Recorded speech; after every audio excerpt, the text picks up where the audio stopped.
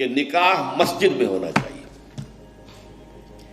یہ بات جو ہے شروع میں تو لوگوں کو عجیب سی لگی، لیکن جو دلائل میں نے دیے وہ اتنے کنونسنگ تھے کہ الحمدللہ اس کو تو لوگوں نے بہت جلد قبول کر لیا.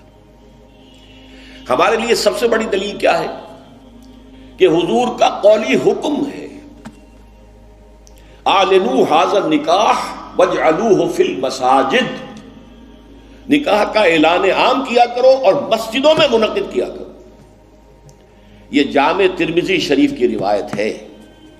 اگرچہ ٹھیک ہے، علماء کا کہنا یہ ہے کہ یہاں جو وجعلوہ جو فعل امر ہے یہ وجوب کے لیے نہیں ہے، استحباب کے لیے ہے، لازم نہیں ہے. امر دونوں طرح کا ہوتا ہے، مستحب ہے، بہتر ہے. تو سوال یہ کہ بہتر کو کیوں چھوڑیں؟ جس کو محمد رسول اللہ نے بہتر قرار دیا ہو اسے کیوں چھوڑیں؟ کس دلیل سے چھوڑیں؟ ہمیں لازماً اختیار کرنا چاہیے. پھر میں نے عرض کیا حضور کی بیٹیوں کے نکاح مسجد میں ہوئے تو ہمارے ہاں کون ہے وہ چودھری اور وہ سرمایہ دار تو جو سمجھے کہ میری بیٹی کی تو توہین ہو جائے گی اس کا نکاح مسجد میں ہو؟ اس طرح باتیں سمجھانے کے لیے ہوتی. حضور کی محبت ہر مسلمان کے دل میں ہے، لیکن کسی نے ادھر توجہ دلائی ہی نہیں تو لوگ کیا کریں؟ اس میں علماء کی فیلیور ہے سب سے بڑی. اور اس کی وجہ کیا ہے؟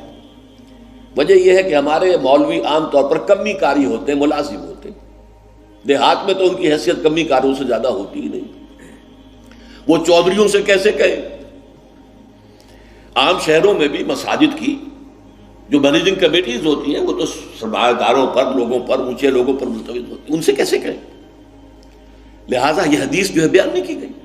حدیث موجود ہے ترمذی شریف کی، اعلنوا ھذا النکاح واجعلوہ فی المساجد. میں نے اس حدیث کا حوالہ دیا تو لوگوں کی آنکھیں کھل گئی.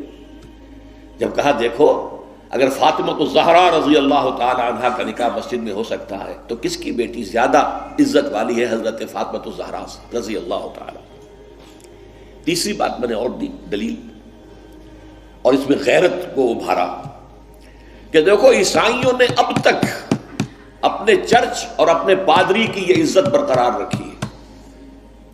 ان کی شادی چرچ میں ہوگی، کہیں نہیں ہوگی. پرنسس ہو، پرنس ہو، وہیں جائے گا. اور اس میں مجھے ایک واقعہ یاد آتا ہے، جب شادی ہونے والی تھی پرنس اینڈریو کی، اس کی بیوی کا سارا فرگوسن جو نام تھا، اور وہ ذرا نٹ کھٹ قسم کی لڑکی کیا عورت تھی پوری.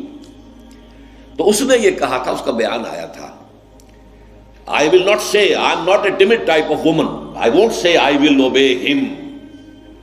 اس سے مجھے معلوم ہوا کہ ان کے نکاح کے اندر یہ قول بھی ہوتا ہے کہ پادری کے سامنے چرچ میں کھڑے ہو کر، چونکہ ان کے ہاں پردہ نہیں ہے، لڑکا اور لڑکی دونوں آمنے سامنے کھڑے ہو کر ایجاب و قبول کرتے ہیں، اور لڑکی یہ بھی کہتی ہے کہ میں اس کی تابع داری کروں گی.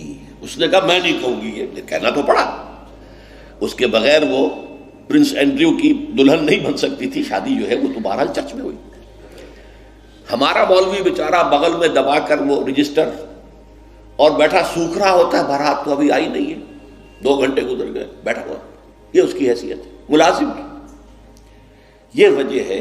اب جب اس سے بھی غیرت جاگی لوگوں کی، ہاں واقعی بات صحیح ہے، عیسائیوں کے ہاں اگر ابھی تک چرچ کا یہ مقام ہے اور پادری کی عزت ہے.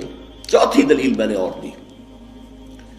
دیکھو نکاح سے کیا ہوتا ہے کہ ہمارے اس معاشرے میں ایک نئے خاندان کی بنیاد پڑتی ہے. اس کے لیے دعا کرنا، خیر، برکت، بھلائی، سعادت، یہ اس نکاح کا جز ہوتا ہے. لکھتے بھی ہیں کہ دعا میں شریک ہو.